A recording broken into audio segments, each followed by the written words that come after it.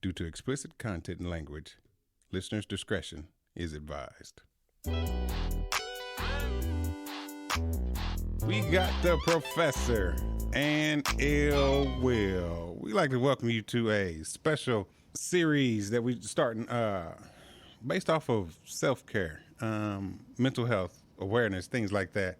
Something a little new for us that we got started that we want to break off like to a little mini series. It's going to be myself and the professor here, and we're going to dive deep into a couple topics and, you know, explore the mental health aspect and the self-care aspect when it comes to ourselves and African-American community and, you know, all the stigmas and, you know, things that we've done, things that, you know, we could possibly suggest and, you know, just talk about ways to, you know, overcome some of these things. What's up, Ill Will? Satman. I tell you, it feels good to be back in the studio. You've been missed. I can tell you that for sure. Yeah, I've been on a little hiatus, you know, with work and business and family. You know, a lot of times it can be very, very overwhelming. And we all want to avoid, especially us alpha males, the stigma of mental health. You know, when you have a lot going on, you sometimes neglect that. Yeah. I'm the number one candidate for that. You know, working a full-time job, got my hands around my business and trying to be a father and a husband. I can tell you right now that I was failing miserably. But the trouble with that is I didn't know it. Mm-hmm. You know, it took someone else seeing it. Man, it took someone else seeing it for me to realize that there was some issues going on that I wasn't aware of. Some things that I had hid in my closet because I was functioning every day. Going through the motions. Through the motions. Suppressing. Suppressing because I made everything a priority over my own health. Because mental health is health. It is. But I made everything a priority. My bills, my family, my business. All the while, the people around me, some knew I was suffering. Some didn't care. Mm-hmm. And the whole time I was oblivious to it, you know. I mean, you know, we have that attitude. We have to take care of business at all costs. We have to get things done. And, I mean, unfortunately, that's a self-destructive attitude because when you worry about fixing everything else, accept yourself, I mean, that's how we fall into these traps. I don't know about you, but the way I was raised and the people, the environment that I came from, telling someone that you have something going on or you're not okay is a sign of weakness. Yep. You know, I never saw my grandfather do it. He raised 7 kids, retired from 2 jobs. Immediately after his second retirement, he passed away from a heart attack. Stress. You know, he was he didn't cry in front of no one. He didn't tell anyone that, hey, I grew up in a situation where there's some PTSD there. You know, there's some trauma, there's some anxiety. But I can't tell you that because at the end of the day or the end of the week or the end of the month, the mortgage is due. I got to put food on the table. Somebody's needs are more important than my own. And as black men, we don't talk about this, right? Until it's too late. You know, I was doing this this thing where you show a video of it's a party, right? Yeah. And in the party, on one video, you have a man who's the life of the party and he's laughing and smiling, you know, he's cracking jokes, whatever. And then on the other video, you have this individual who's sitting in a corner and his face is full of agony and defeat. Now, immediately, if I was to ask you which one is suffering, you would tell me the one in the corner who's showing it on the outside, right? But in essence, this one showing it on the inside. That's dangerous, right? Yeah. So mental health is something that, you know, I'm glad that we're able to talk about this because, you know, for all of my fans and all those who listen that I do know and that I don't know, I was suffering from mental illness. So, you know, I've been gone for a while and I haven't been able to, you know, be on the show because I had to make myself a priority. But it took a situation to happen that I really didn't want to happen, that I really didn't intentionally mean to happen, for me to realize that I had to get myself together. So that's where we're at with that. I mean, but at the end of the day, I mean, it became self-aware. I mean, you were able to see that instead of, you know, neglecting it or denying it. Because, you know, that's the first part of, you know, as they say, the first part of getting help is, you know, recognizing it. Yeah, absolutely. And, you know, not getting to the point to where you're denying all the things and things like that. So, you know, it's always a good thing to be self-aware of that Right. about yourself. Absolutely. And, like I said, that's just the first step to try to move forward. Perfect example. Once I realized there was an issue, the last thing I wanted to do is deny that, right? Mm-hmm. But the first thing I needed to do was filter my environment, right? Because I wanted to get healthy. Mm-hmm. And I filtered my environment. And I know a lot of times when we struggle with mental health, the first thing, or we struggle with an issue, the first thing we do is we isolate, right? Yeah. But the problem is, let me take that back. There was no problem. The thing is, I wasn't isolating. I was with my God, right? Because I needed to really know what were my triggers and the things that were causing this mental illness that I wasn't aware of, right? Mm-hmm. So I wasn't isolating or trying to, cut people off, but I needed to be with someone I could trust, and that's Jesus Christ, right? Someone I could talk to and say, hey, listen, I need help, and I need your help, and I can't do this alone. So I had to really figure out who I was and some of the triggers, again, I repeat the triggers, and some of the reasons, the root cause or causal factors that I would be in a situation and it would appear because I did not know, let me tell you about the situation that happened. We got some friends, man, who are really good, stand-up, solid people, and some people I really, truly respect. Have always been a good friend to me and my family. I've been in their home, and I'm talking about some real solid people.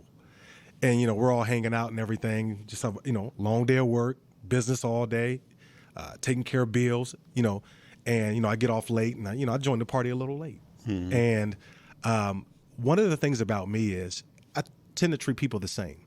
It can be good, but it can be bad if you don't know your audience. Yeah. And one thing about my mental health is when I treat people the same, I literally treat people the same. And sometimes that goes without introduction or really getting to know that person, because my mental state is, if you're in this room with me, then you accept me, right? Yeah. Because I don't do circles and I don't do squares. And I'll reiterate what that means. So if we're in the same circle, then I understand you and you understand me. Mm-hmm. But that's not always true, right? Yeah. So, I'm sitting there having a good time and partying and being me, not realizing I'm offending someone who I totally respect and has never ever did anything to me or my family. And the funny thing about it is, as I'm having these conversations, I'm not even realizing it. Yeah. Right? That's what's bad about it, right? Mm-hmm. So the next day, when I'm getting the information, mm-hmm.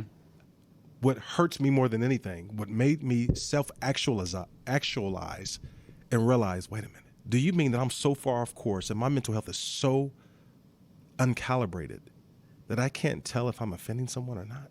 Mm. That broke me. Because if anyone knows my personality, I'm going to tell you what I feel. But at the same time, one of the things that have allowed me to be successful in my career and my personal life is knowing my audience and knowing how to deal with the people that I interact with.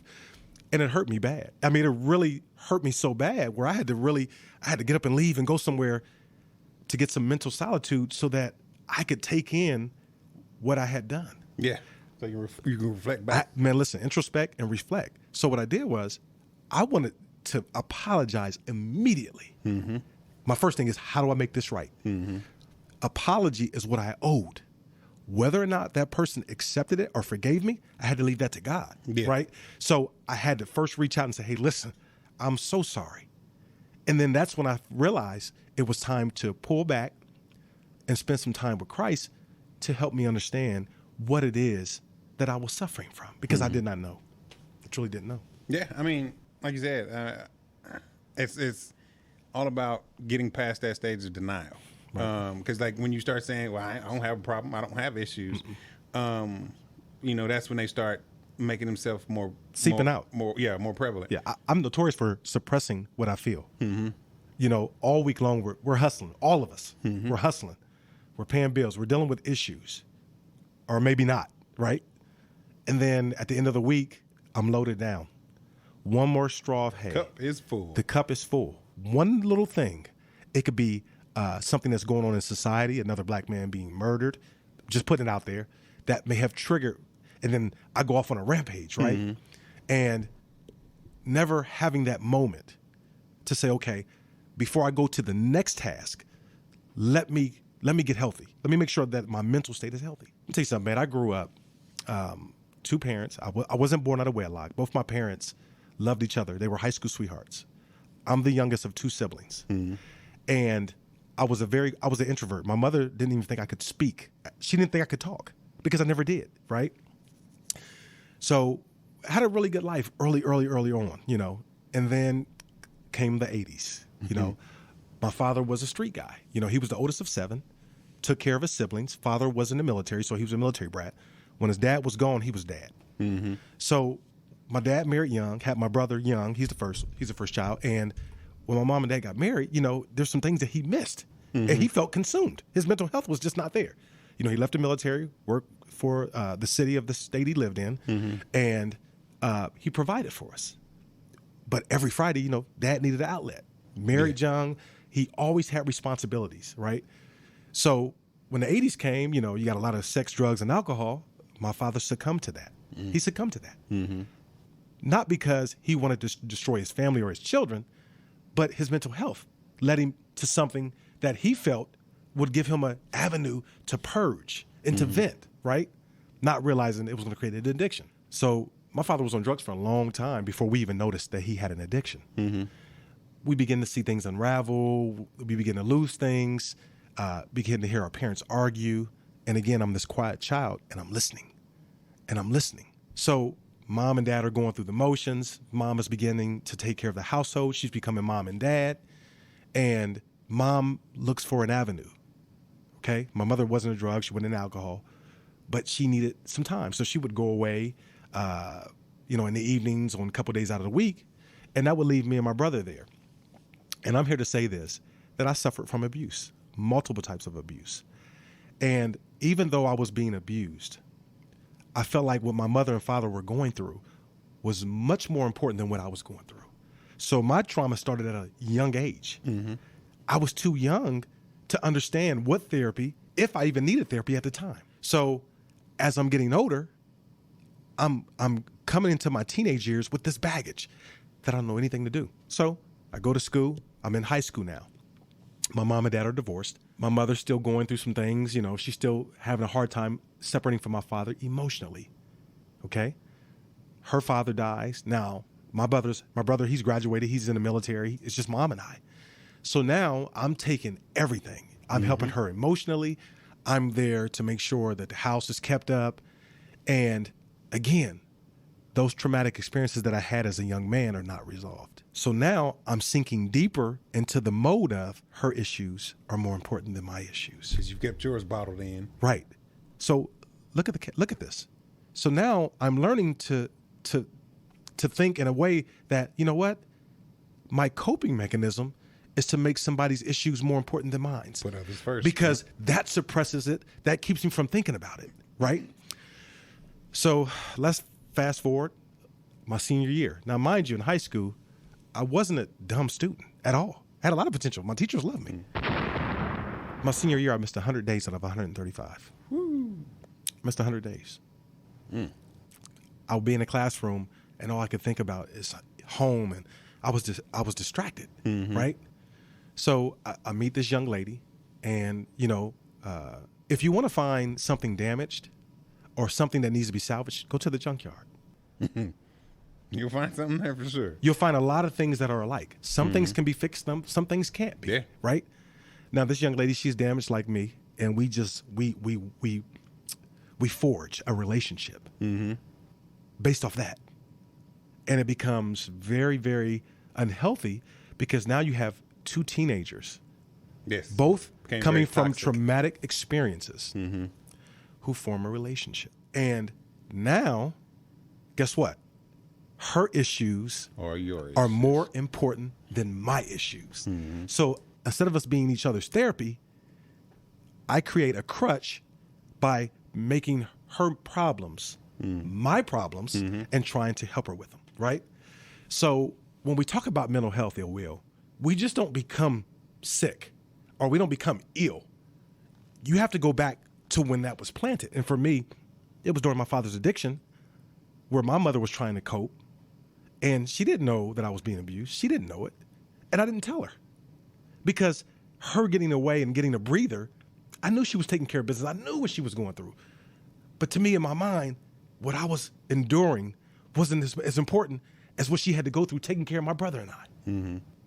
Mental illness is something, man. And this is something that we have to talk about. I mean, it's like you said, I mean, it goes back to, you know, when you think about it, a lot of our childhoods. You know, I mean, and you can compare and contrast all day long, you know, when it comes to certain types of childhoods, you know, because I'm on the opposite end of the spectrum. You know, I didn't have both parents, but I still faced a lot of the similar adversities when it came to that. And it's just, we don't know how, especially back then, you know, 80s and, you know, even early 90s. I mean, for black folks, I mean, it was a huge stigma on, you know, trying to get help because, you know, when you look at it, there wasn't a lot of therapists or a lot of people that looked like us that understood what we came from. But look at the stigma of how your parent, for you, single parent, my mother becoming a single parent, mm-hmm. if I say I need help, the stigma, oh, you're a bad mother because your child is suffering. Mm-hmm. I wasn't going to put that on her. I was not going to do that. But not only there's a stigma of the young black man looking weak when they have issues, but then that stigma transfers to your parent, mm-hmm. who now your caseworkers, now you're getting them all involved. Mm-hmm. Oh, you're not adequate. You're not doing enough for your child, or you've neglected them. Mm-hmm. And all they doing is trying to take care of you. Yeah. They can't be 6 places at one time. They can't be at the dentist's office and be at work and be at school and be at home. They can't. You know, when I was researching mental health, I thought it was something singular, meaning there was one thing that impacted the way you interacted in you can't control certain things that trigger a certain behavior. Yeah. But in all essence, man, mental health is a lot of things. Yeah, it is. It's addiction. Mm-hmm. It's ADHD, which is attention deficit hyperactive disorder. It's anxiety.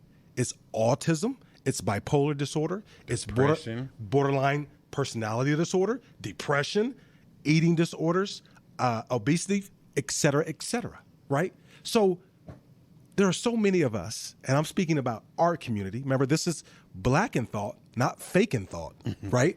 I'm speaking about us men mm-hmm. who we suppress everything because the stigmas that still are attached to our culture, mm-hmm. right?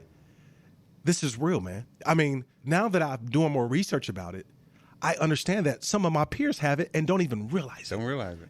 Because I'm more of the extrovert. I'm an extrovert now, and I say what I feel and I say what I mean. Mm-hmm. It's easily to point at me and say, "Hey, man, there's some issues. Something wrong with you." Yeah, that's the first thing to say. Something wrong. What's wrong with you? And guess what? You know? I'm okay with that. But now that the more research I do, I realize that some of my peers have mental health issues, mm-hmm. right? I don't know what the causal factors are of that, but mine's is more of an outward expression. But see, right? I mean, that still goes back to, like we said, you know, that just takes it back to they're in their denial and they haven't been able to move past their denial to understand that. I mean, because the first thing someone says is like, you know, oh, man, I've been trying to get some help because of this. And they be like, oh, man, what's wrong with you? You crazy or something? I mean, that's you know, as a community, that's one of the first things, you know, we think of. I mean, I've even heard it broke down, you know, as bad as, oh, man, I mean, you know, I ain't no bitch. I ain't about to go get no therapy. I mean, like, what does that have to do with any of that? Yeah. You know, it's funny. One thing I used to be afraid of is counseling, mm-hmm. right? You want to get counseling? Hell no. Ain't nothing wrong with me. Let me tell you, mental health is a person's condition with regard to their psychological and emotional well-being. Emotional intelligence, emotional. Listen, I lack in every area of emotional. You know why? Because my traumatic experience built a brick wall in my soul from a young age. Mm-hmm. I didn't even know how to access my emotions. I didn't know how to be sensitive or gentle or even respond to a person's feelings, mm-hmm. Be that as it may, my spouse or my children earlier on. I had no emotional intelligence, none. Psychologically, I'm there. You know, I can reason. Yeah. I have common sense, right? I can have a conversation. I'm rational, but my emotional sense is not there. It wasn't there, and that's what I'm working on. Definitely working on. Yeah, I mean, that goes for a lot because, you know, growing up, you know, as a man, of course, you're taught not to cry, not to do any of those things like that, not to show those emotions. But I mean, at the end of the day, those emotions are needed for for whatever's going on in that period of your life that's going on. Because, I mean, you can't tell me, like, if someone passes away in my family that I'm not supposed to cry, Man, I didn't even cry at my mom and dad's funeral. And you know what I was asking myself? Why? And I think I've told the story that I found my mother. She had a stroke. And I had to go through the window.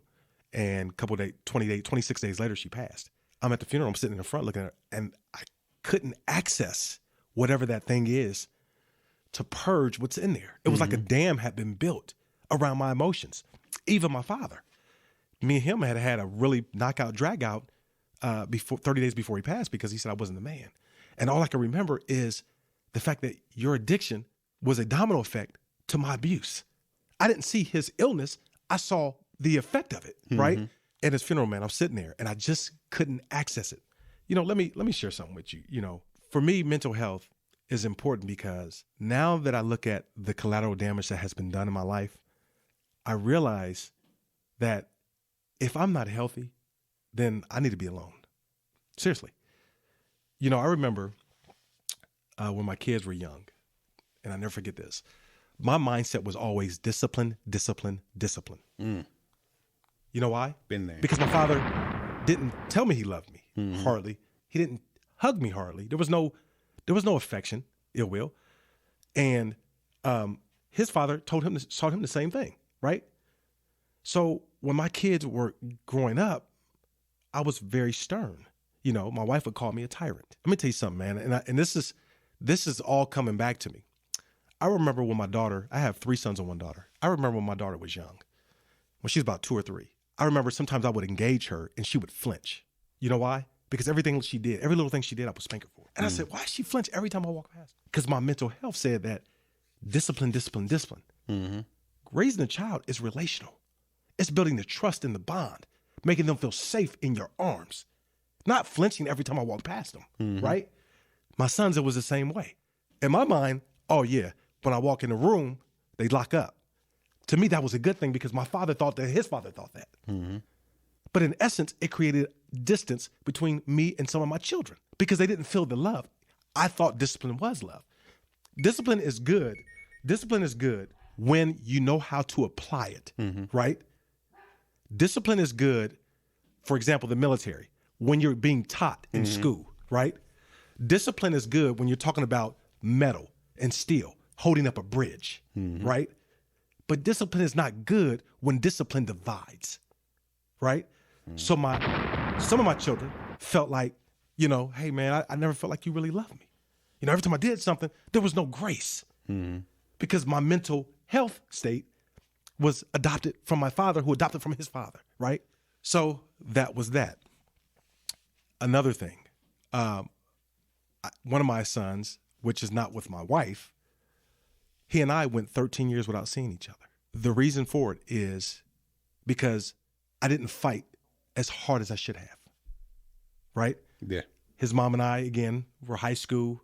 We were, our bond was forged through our trauma. And with her, I shared everything that was deep and things that happened to me. And when she felt our relationship was at risk, she revealed those things that I was so ashamed of. Now, check this out. This is how bad my mental health is. Now, I'm talking to you because this is something that somebody's listening and need to know this that may have went through what I'm going through or may have gone through it already. We're sitting in court, right? Now, mind you, I was abused as a child. So she tells the attorney, hey, he was abused, blah, blah, blah, blah, blah. So I chose, now listen to this, to protect my parents by not letting them know what happened to me rather than protecting my child. So 13 years go by, I'm destroyed inside. It's affecting the way I'm parenting my children at home and interacting with my spouse. It's affecting that. I'm drinking a 5th every day, liquor every day, suppressing, thinking that discipline is love. No emotional intelligence towards my spouse whatsoever. Why can't we talk about this? I'm putting myself out there, whoever's listening, all of our audience, not to tell my business, but if this segment helps you, call us and let us know. Because this is what us black men don't talk about. We see black men being murdered and slaughtered. And the next day, we're talking about what type of shoes we're going to wear and where we're going for vacation. Yep. The next J's. Right. The next Gucci. So as I begin to access my emotions and begin to see how it impacts the people around me, it makes me sensitive because for all these years, I've been going in this direction with this illness, not even realizing it, not really noticing I'm causing damage to those who love me and destroying bridges that never should have been destroyed, right? But with the grace of God, that son was one of our audience members, and he forgave me. He forgave me. So as we talk about mental health, and I don't want to keep rambling, but there's so many things I can tell you now that I realize that I have an issue. It's not going to go away. I just have to find a coping mechanism so when it surfaces or when I'm triggered, it does not impact my quality of life. And see, so many people at times thinks when you hear the words post-traumatic stress disorder, they think, something very tragic, like a death, war, military stuff. But, PTSD can come from, smaller things that, doesn't have to be that major. So, just like things that happen at home, like, cause I'm in the same boat, it was to where, there was not a lot of emotion at the house. There was barely none. I mean, I never heard my mother tell me that she loved me. It wasn't until she was getting ready to pass away that she said that. Like as brothers and sisters, I mean, we didn't hug and tell each other we loved each other. We just like, all right, motherfucker. I mean, hanging and kicking and stuff like that. All right, then. So, and as you grow up, like you said, in my household, it was discipline. My mom, she was the disciplinarian, right. And like, you bet not, because she was on your ass like shit on grass. Right. So look at this. Now let's talk a little bit about how mental health can be tricky. Every job and career that I've had, I've thrived. Mm-hmm. I've thrived because of the discipline, because of the mindset. Yeah. Right. Because at a job, when you've given me a task, guess what you just did? You just fed my mental illness, because now I have something legitimate that I can make a priority over myself. Mm-hmm. So my career is thriving. There's people who want me and call, hey, listen, we want you in our department. Hey, we want to promote you. Mm-hmm. Ain't nothing wrong with me. They love me at work. Mm-hmm. Y'all don't appreciate me at home. Oh, man. Okay, let's talk. Can we talk, Ill Will? Man. Can we talk? That was deep. Ill Will, can we talk? Deep. I got more. That was deep. The professor has more. Can we talk? Can we talk? Yeah. Right? So what I'm saying is my career was that thing on the scale that made me feel and believe that everything was okay with me. Professor, you're one of the best leaders I've ever had. Hey, can you be my mentor? Man. Hold on, Ill Will. Can you be my mentor? But I got a son at home who feels I don't love him. Mm-hmm. How the hell can I mentor you? Home is number one. Yes. So mental illness can put your mind in such a maze that you don't know what to believe anymore. But it's that one thing that counterbalances your mental health that makes you think everything is all right. And it's not. I'm going to give you another one. Let's talk marriage. Let's talk marriage. Get it. Now, Ill Will, let me say this. And as I'm saying this, I'm looking at you. You're a friend's friend. You've always been real. You've always been true. One thing that I know about you is you have dropped things that you could have done or may have been doing to do something for me. All right? Yeah. And you are a friend's friend. You're the truest form of a friend. You're raw.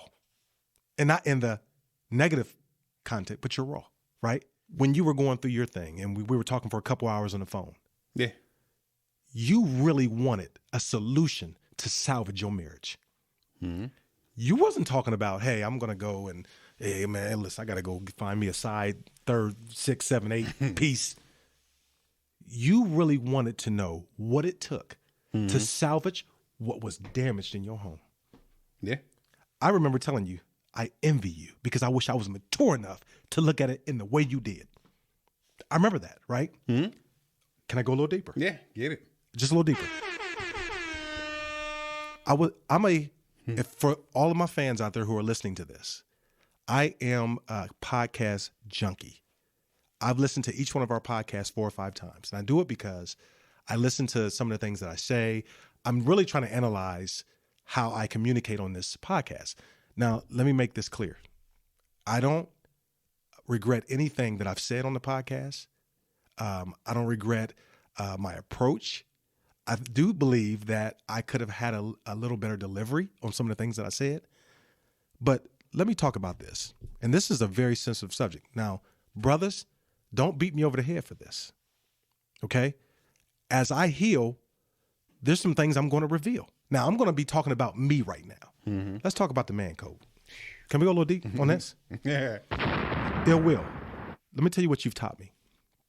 When you were going through your thing and you and I were having these long conversations and we were trying to figure out a plan, mm-hmm. I was helping you and to try to figure out a plan. Now, I was in no way, shape, or form qualified to help you because you were way more mature than me. And as we were talking, I was learning, okay? You are a loyal friend. And when we had those conversations, one thing I learned about you is that you're not going to aid and abet behavior that's not productive. You will, but you probably will let me know, hey, listen, man, this ain't cool, okay? In one of our episodes, we talked about the man code, and we talked about friendships and would you vouch for your boy? Would you lie for your boy? This, that, and the other. Mm-hmm. And I'm listening to this podcast. This is just about 2 weeks ago. And I'm listening to this podcast over and over and over again. And something pierced me in my soul. It pierced me in my soul. Now, this is another part of mental health where we suffer from. And I'm talking about me. I've suffered from this in the past. Not in my current marriage, but in my previous relationships. You are my friend. Okay? Mm-hmm. I'll be there for you anytime you needed me to. But if I'm married, my obligation and my oath to her is contractual and it's biblical, right?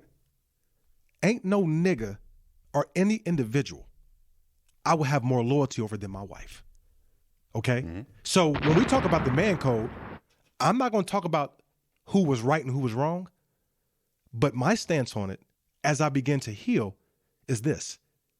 I can't be more loyal to my partners than I am to my wife. It doesn't make sense. That's a mental illness, okay? And I've done a lot of things publicly and privately. But whether I did them publicly or privately, they are still dishonorable.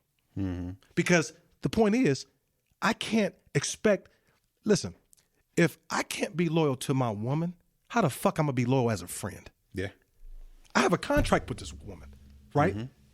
Not only do I have a contract, but I told the Lord that I will honor and I will obey. Okay? We are listen, we have to do better. I want to be honorable, okay? And whether I'm doing things wrong privately or publicly, the fact that I'm doing it privately is probably more honorable than doing it publicly because you're being deceptive to the person that you said you would honor and obey. But your nigga, you're willing to lie for. You're willing to honor. And there is no contract. There is nothing signed downtown. I mean, unless y'all holding hands and looking up into the sky and say, God, I'm going to honor and obey my best buddy over my spouse. Our mental health is messed up. And I speak for me. Yeah. This is something that we have to talk about, right? This is something that we have to talk about. Because as my friend, every area of my life, my expectation of you is to help me reinforce it, not to deceive it. Can I go a little deeper? Yeah, get it. If you want me to stop, I'll stop. No, that's what this is about. Okay. Remember, this is black in thought, not fake in thought. Okay. I'm learning to rebuild my infrastructure. No one wants a life where they have to do things in the dark. Okay. I want to be happy with who I am and be happy with who I'm with. Right. But at the end of the day, I want to make sure that I'm healthy enough to be able to enjoy it. To enjoy it and to make the right decision. Right. And live a healthy life. And us brothers, man, there's so many stigmas, so many, and you remember in the past, I used to say slave, slave, slave, slave, slave. And yeah, it's all funny. And I applied at the right times, at times. But black men are slaves to their mental illness. We are. You're right. I was just about to say we are controlled by our mental illness. We are slaves. We're in bondage because we're in bondage to our mental illness. And these last month or so, man, I've waken up and I had to ask God for forgiveness. Like, please forgive me because of the damage that I've caused, not only in my family's life, my friends' life, people, I'm not going to say friends, but in the same circle. I'm like, what the hell is wrong with me? And see, and this is one thing that we have to get over, as a people, when we look at it, as we've defined, mental illness, it's not just, as far as something to where you're bipolar or something that you need to take meds to kind of multiple personality, things like that. I mean, it's something simple as anxiety, depression, or something like that. We have to get over the thought of I'm defective if I am known to have a mental illness or something going wrong with me. We are not defective. You're getting help, or you're working through it. You're using your coping mechanisms, and it's nothing about having anxiety or depression or something else that makes you defective. Right. We have to get over that. Yeah. And, at the end of the day, man, self-care is one thing that not only self-care, but health-care, everything I was failing at. All because my career was thriving. All because my business was thriving. Mm-hmm. And some of the things that I do now is every morning I listen to music without words, right? I have a cup of coffee and I go to the park. Most of the time, I see you in passing most of the time because you switch up vehicles. Once I drop my kids off, I'm at Victory Park enjoying a cup of coffee, listening to music, listening to the birds. I have to have that hour to diffuse. Mm-hmm. At the end of the day, before I go to bed, I listen to music and I pray. Am I perfect? No. Do I have it all together? Nope. Mm-hmm. But I'm traveling away from living and accepting my mental illness to healing from it and managing it. So, it's scary because, man, a lot of us have it and don't even know it. Don't know it. You just think it's a normal part of your life because you haven't seen or known anything else, so you think it's normal. Oh. And again, we're all chasing the dream. Everyone wants a beautiful home, and you want nice vehicles, you want access, you want vacations. But what does all that mean when everything in your life is messed up? Mm-hmm. When you have a child who you've parented who doesn't feel loved, when you're in a relationship that's failing, it doesn't mean nothing. Because you can't, vacation is not fun doing it alone. It's not. So when I really look at what's important in life, it's making sure that the ones who love you and you love know that you're healthy enough to be there for them. Mm-hmm. And that's hey man, that's it. And that's my story, and I'm sticking with it. I mean, you've made a lot of valid points. Made a lot of valid things to reflect on. Right.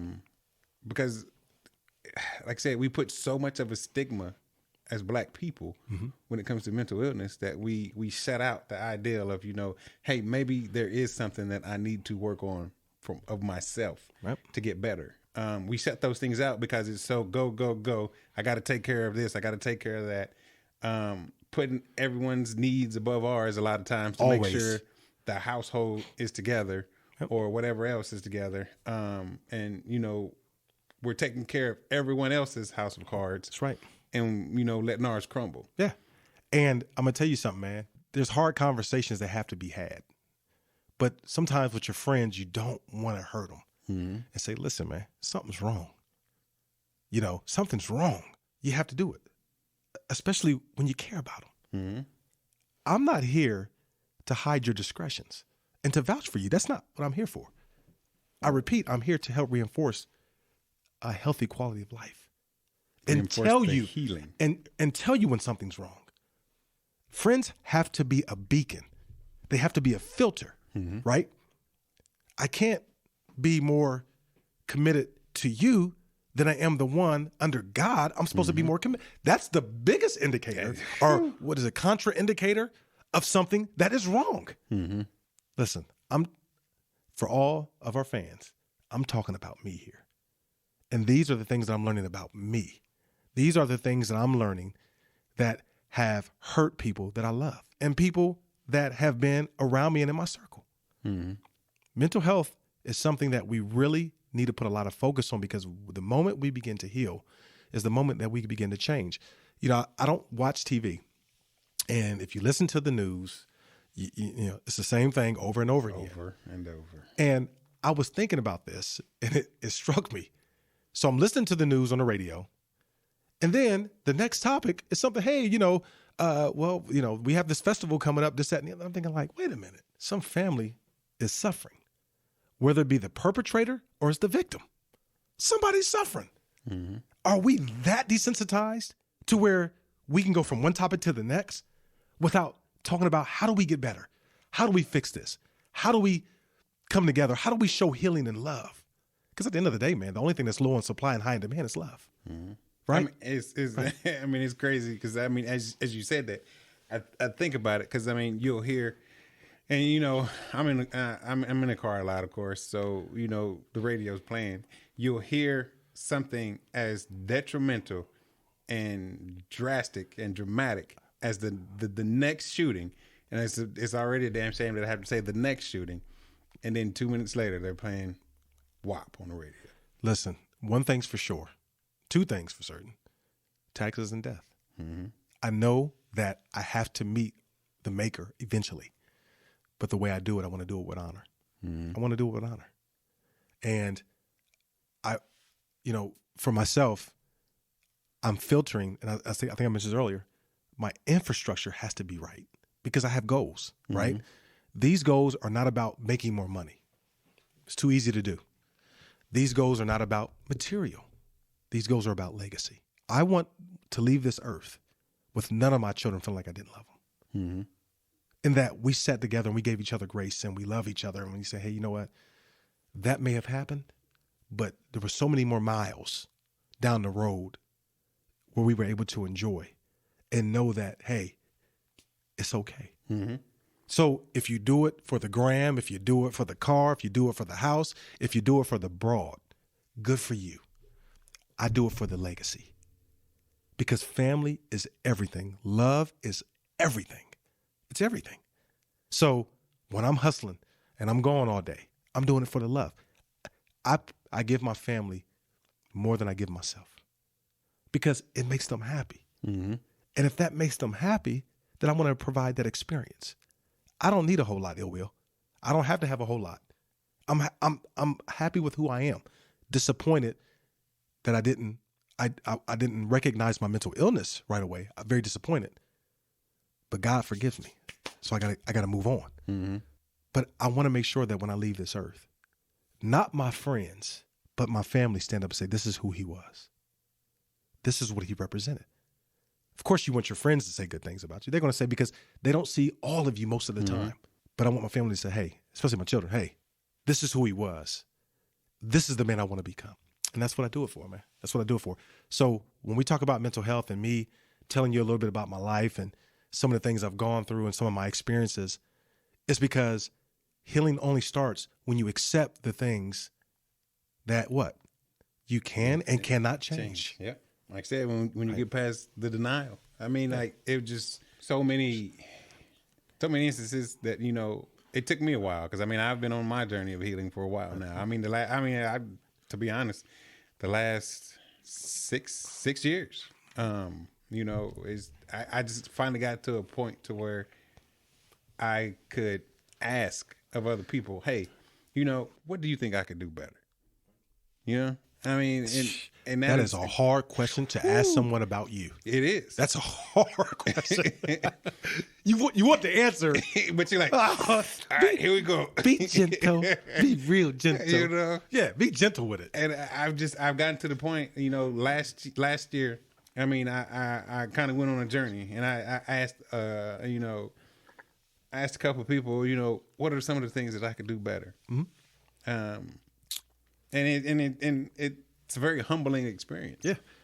Let me add one more thing because I left a person out, and I didn't forget. I just, you know, as we, you know, go through our little, you know, our points, I was verbally abusive, not physically, but verbally abusive, which to me is probably just as bad because you can break a bone, but breaking the spirit is something different. Mm-hmm. And I was verbally abusive toward my spouse because all the things I had suppressed, choosing my parents' feelings over my child and letting that 13-year gap go, all these unresolved issues that I had suppressed, that I was medicating with alcohol, I took her through hell. And I said a lot of things that were hurtful and probably permanently damaging. I mean, you can have a broken leg or an amputated leg and still walk, but you notice that the leg is not there anymore. So I was very verbally abusive, and I said a lot of mean things because I didn't like who I was. I didn't like the fact that I did choose my parents' feelings over my child, and I had to deal with that. And I'm strong enough, and I'm honest with myself now to have this discussion about, hey, this is what I did. Because I want the next man who's like me or who's doing what I'm doing currently or has done it but doesn't know how to say, I'm sorry, that, hey, man, at the end of the day, if you are serious about change, then you must confess. You got to. You must confess. So whoever's listening, and if my spouse is listening, I just want to say I'm sorry for everything that I said. I'm hoping that you can forgive me. But I'm sorry, and the apology is based on me owing you a debt. I never should have said none of those things. And the times when we talked about going to counseling and I refused it because I felt that I was okay and I wasn't okay. Or because alcohol made me happy and bubbly, the fact still remains that we had those issues. And in my mind, they went away, and in your mind, they didn't. So forgive me for that. And to any friend of mine, anyone that has been close to me, you ill will, anyone that I've dealt with in my circle, anything that I might have said that you may not have told me it bothered you, please forgive me. And I'm sorry, because I'm just now noticing that there was something wrong with me. And the fact is, I never dealt with any amount of issues. Instead, I put something before it. I made something else a priority. And when you care about people, your family and your friends, you don't want to say things that are disrespectful, things that are hurtful. There's things that have been said to me I may have not have mentioned that have hurt me deeply because that person didn't know, right? And if I've done that to you, to anyone that's listening, I'm asking for your forgiveness, and I want to say I'm sorry. I mean, it's volumes, an apology. Because, first off, you have to humble yourself to be able to give an apology. That's the first part of it. And, with that, like you said, I don't want to be in the same boat that I was in before, with my son, as far as not being able to show emotion, not being able to, show him that, you can receive and give emotion, as father, son, as men, because, there's all this the stigma that, as men, we're not supposed to, show emotion, or we're not supposed to, the hugs and, the I love yous and things like that. Because what you're doing is you're declining them. Remember, emotion is access to the heart. And when you decline that access, you create distance. Yeah. And they can't feel like, I want to love you. Kids have more grace than anyone. But when you decline the access, then you create separation, right? Because then you push them away. Kids, they know your heart. Even if you're not, they know there's, let me tell you something, you can be the worst parent in the world. And the kids, they will find something good in you, right? Emotion is access to the heart. Simply that. It is. I mean, and as far as, on our regular series, we joked about it a lot, but, it's just like, I mean, the same thing for me, within my first marriage. I mean, there were some things that I know I could have did better. And I've said it before, as I gave up on some things. And, I put it out there just the same, I apologize for some of the things that I did. I mean, that I know that was not right. And then even with, the second, as we already talked about, evidently, I mean, there were some things that I guess, that I'm finding that I could have improved on. And as I go through things and, I guess, to find out may have been something lacking there as well. So, I mean, I can only apologize for the things that I've done. It's a process, man. Everything, remember we talked about legacy? What I do is for my legacy. But there's another part to that trumps that. We're all here for an assignment. God uses those like me who are damaged and broken to impact in a positive way, and affect in a positive way someone else's life. Let me be their courage by speaking out about me. It's funny. we talk about career, no matter what I've done, I've thrived in it. I've even asked you to give me a career analysis. There was times, man, I would just leave a job, didn't even tell my wife, because there was something missing. Mm-hmm. I mean, I would be at the top of my game. It's not enough. Mm-hmm. I'm quitting. Didn't tell her, send my notice in. I'm quitting. And I did that several times. Looking for something more. And she's like, I can't depend on you. You're job hopping. I don't even know if you're still there or not. Mm-hmm. And I'm thinking, like, what in the world is wrong with me? Mm-hmm. There's nothing wrong here. Nothing. I'm being promoted. I'm getting raises. I'm respected by my peers and my team. But in my heart, there was something missing. No fulfillment. And I would think, okay, maybe if I made more money, maybe if it was a different shift, maybe if I had a different supervisor or manager. And it was none of those things. Everything was me. So when I think about that, and again, you know, when we suppress things, man, we really a lot of times suppress a lot of the things we really need to sort out in our minds. But when you sit still and you open your heart and say, okay, because we can ask someone what we need to improve, but deep down in our heart, man, when we reach out and we pray about it and we open our hearts, you know, the Father will pour. He will pour it, you know, to where nobody got to tell you. You'll just sit there and bust out and sobbing like I did, you know. When I realized the things, how I negatively impacted people's lives, family, friends, etc. Man, I hadn't cried in years, but I couldn't stop the tears. I couldn't even talk.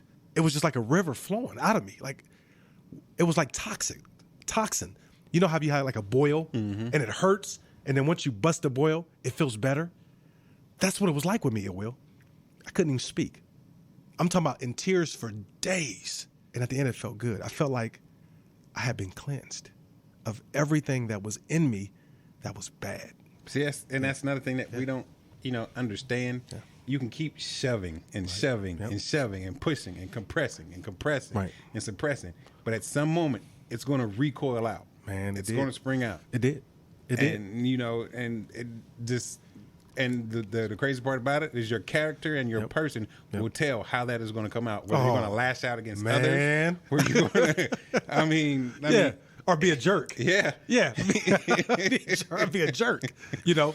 But I said, Father, I can't do this on my own. I can't. Mm-hmm. I need you to help me with this because I can't control this. I don't know when it's going to rear its ugly head or if I'm going to be fine. I don't know. Mm-hmm. Lord, take control. Because I don't know. Mm-hmm. And I stepped back, and again, I didn't isolate because I was with Father God. Mm-hmm. Wasn't isolating. I just had to be with someone I knew that was going to give me the answer. Who best than your Father? Who best than the one who created you? Who best? Yeah. Okay? So, I just had to spend time with God and just, Lord, I need you to, talk to me, get me back on track, help me to understand. But along the way, I need to reconcile.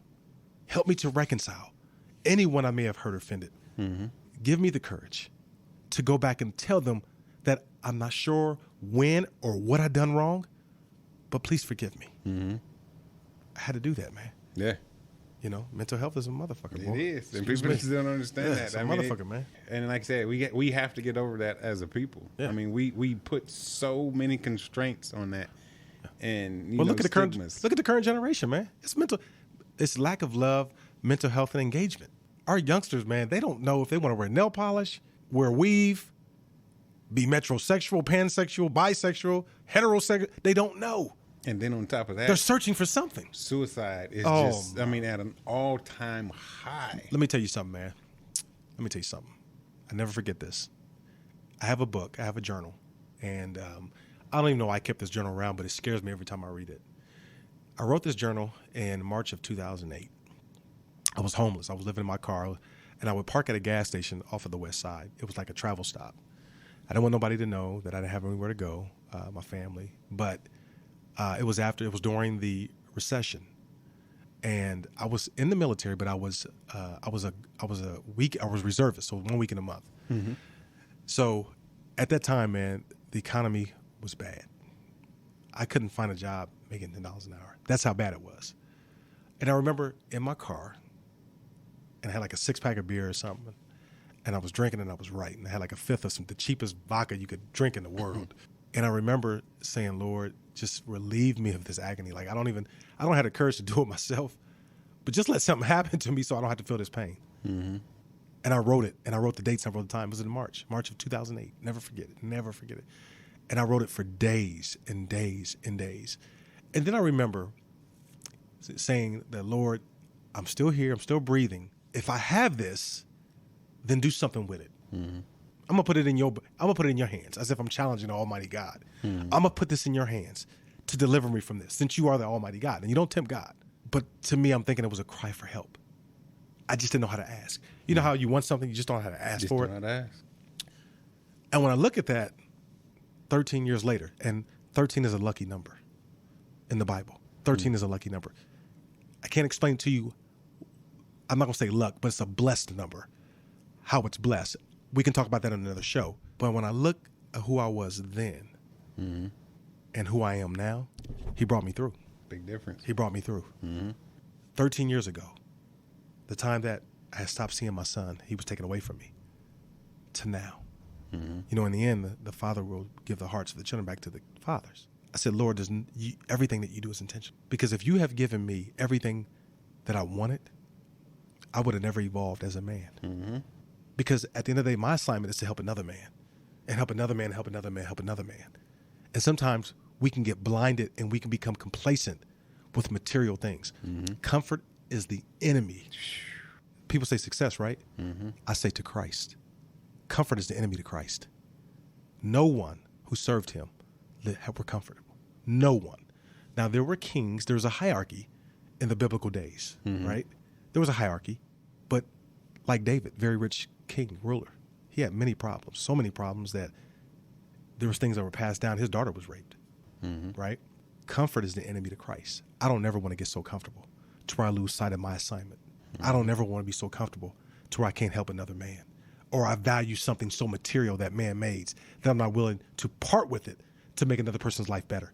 This is what I've learned, right? In addition to my mental health. I never want to be in a situation where I'm blinded and I'm overwhelmed by things to where I can't meet the assignment that God has for me. So it's all a part of mental health, buddy. It is. And with that, we just want to let you know that this is the beginning of several more shows of the series of self-care. Something that we've started that is we wanted to make people aware of it, because like mental health, as we've been speaking, is detrimental. Your mental health is detrimental. I say that again. And the way we get through that, you know, self-care is part of it, but you know, if you need to seek help outside of self, make sure that you do that as well. There is nothing that makes you weak or anything just because you decide to seek help. And with that, you know, like I said, just want to let you know, this is the beginning to several more of the series called Self-Care within Black in Thought. And on that, we out. DJ Payne 1.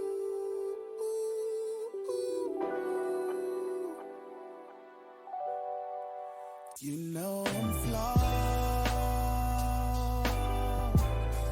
but you love me anyway.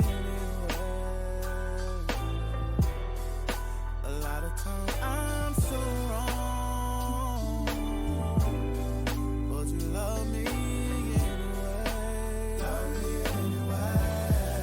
That's why you're my buddy. Thank you for listening to this episode, and we want you to come back for more.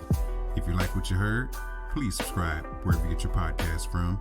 We're on all the major networks: Apple, Google, TuneIn, Spotify, and many more.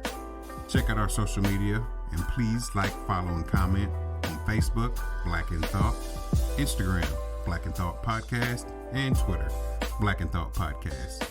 Please subscribe, share, and once again, thank you for listening.